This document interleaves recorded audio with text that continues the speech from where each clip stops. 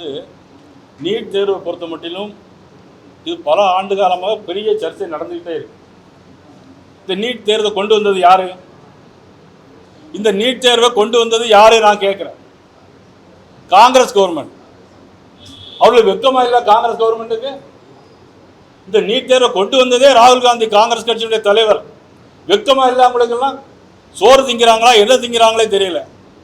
NEET தேர்வை கொண்டு வந்து 2011ஆம் ஆண்டு நீட் தேர்வை கொண்டு வந்தாங்க. அன்னைக்கு உங்க கூட இருந்ததெல்லாம் கூட்டணி எந்த கட்சியெல்லாம் கூட இருந்தது? அன்னைக்கு திமுக கூட இருந்ததா இல்லையா? சரி, 2016ஆம் ஆண்டுக்கு பிறகு 2016ஆம் ஆண்டுக்கு பிறகு 10 ஆண்டுகள் நீட் தேர்வு எழுதிக்கிட்டே இருக்கதான மாணவர்கள். இதில் குளறுபடிக்கு ஒன்றுமில்லை. அதாவது குளறுபடி லீக்கேஜ் நடந்திருக்கிறது, தகுந்த நடவடிக்கை எடுத்திருக்கிறார்கள். நடவடிக்கை எடுத்த பிறகு யார் காரணமாக இருந்தால் தண்டிக்கப்பட்டிருக்கிறார்கள். அதன் பிறகு நீட் தேர்வு எழுதப்பட்டிருக்கிறது. எழுதிய நீட் தேர்வில் 20 லட்சம் பேர் எழுதியிருக்கிறார்கள்.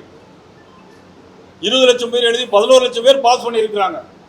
இதில் நீட் தேர்வை பற்றி பேசிக்கிட்டே இருக்கிறாங்க. 720 மார்க்குக்கு 715 மார்க் வாங்கி பாஸ் பண்ணியிருக்கிறாங்க. 2016க்கு முன்னால நீட் தேர்வு வரதுக்கு முன்னால எத்தனை ஏழை எளியவர்கள், எத்தனை தாழ்த்தப்பட்ட சமூக மக்கள், எத்தனை பேர் இன்னைக்கு அங்கே பாஸ் பண்ணியிருந்தாங்க. படித்தவன், பணக்காரன், டாக்டராக இருக்கக்கூடிய பிள்ளைகள் தான் டாக்டர் ஆனாங்க. ஆனால் இன்னைக்கு திருநெல்வேலி தொகுதியில் மானூர் ஒன்றியத்தில், மானூர் கிராமத்தில், குத்தாலப்பரிங்கிற கிராமத்தில் இன்னைக்கு தோட்டத்தில் வேலை செய்யக்கூடிய ஒரு சாதாரண பெண்மணி, அவருடைய வீட்டு குழந்தை இன்னைக்கு டாக்டர் படிக்கும். 5 பைசா செலவுலாம் படிக்கிறாங்க. இதெல்லாம் யாருடைய காலத்தில்? பிரதமர் மோடி அவருடைய காலத்தில். நீட் தேர்வை கொண்டு வந்துட்டு நீட் தேர்வை கொண்டு வரக்கூடாதுன்னு சொல்லி இன்னைக்கு போராட்டம் பண்ணுறதுக்கு மாணவர்கள் போராட்டம் பேரில் மாணவர்களாக போராட்டம் நடத்துகிறாங்க இல்லையே. யாரோ ஒருத்தர் அங்கே உண்ணாவிரதம் இருக்கார். யார் அவரு? காங்கிரஸ் கட்சி. காங்கிரஸ் கட்சி சேர்ந்த ஒருத்தர் உண்ணாவிரதம் இருக்காரு. மாணவர்கள்ங்கிற பெயரில் போராட்ட கலகக்காரர்கள், தேச துரோகிகள் இன்னைக்கு டெல்லியில் போராட்டம் நடத்தியிருக்காங்க.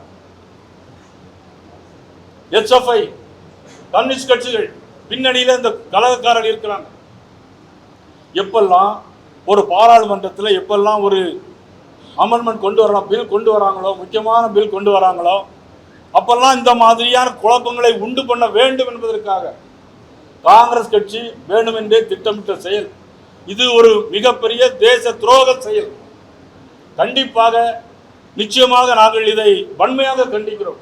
இன்னொரு மோசமான ஒரு வேலை, காங்கிரஸ் கட்சி இவ்வளவு கோலத்தனமாக இருப்பாங்கன்னு தெரியாது.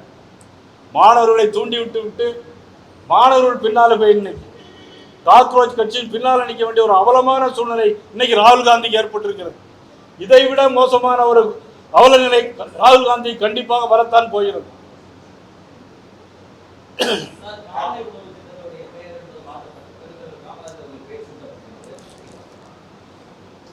பெருந்தலைவர்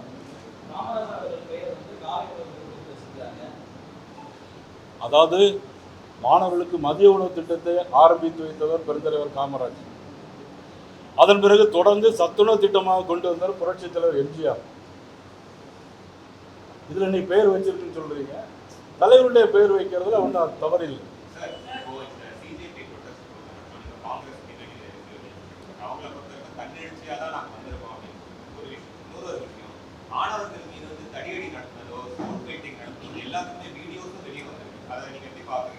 நீங்கள் அந்த வீடியோ நல்லா பார்த்தா தெரியும்.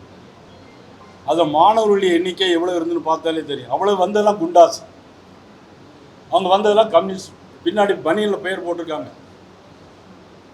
SFI, ASIFI பர்மிஷன் இல்லாமல் பர்மிஷன் இல்லை. பிறகு ஒரு கொடி வச்சுருந்தாங்க, பாலஸ்தீன் நாட்டுடைய கொடி வச்சுருந்தாங்க. பாலஸ்தீன் நாட்டுடைய கொடியை வச்சிருக்கக்கூடியவன் இந்தியாவில் என்ன வேலை? நீட் தேர்வுக்கு பாலஸ்தீன் நாட்டு கொடியை வைத்திருக்கணும் என்ன வேலை கேட்குறேன்னா? என்ன நியாயம் இருக்கிறதுல? அது நீங்கள் நல்லா பார்த்தீங்கன்னா 10 பேர் சேர்ந்து ஒரு காவல்துறையை அடிக்கிறாங்க. 10 பேர் சேர்ந்து வண்டியை ஜீப்பை மாற்றி போட்டு தீயரிக்கிறாங்க. அப்போ என்ன செய்ய முடியும்? உங்களை ஒருத்தர் அடிக்க வராரு, நீ என்ன பண்ணுவீங்க? ஒழிச்சு ஓடுவீங்களா? தடுத்து நிப்பாட்டுவீங்களா? சட்ட ஒழுங்கை பாதுகாக்க வேண்டியது பாரதிய ஜனதா கட்சியினுடைய கவர்மெண்ட். நிச்சயமாக நியாயமான முறையில் நடைபெற்றிருக்கிறது. இதை தூண்டி விடுபவர் ராகுல் காந்தி. கம்யூனிஸ்ட் கட்சி இங்க போராட்டம் நடத்துறாங்க. இங்கே தீக்காகாரம் போராட்டம் நடத்துகிறான்.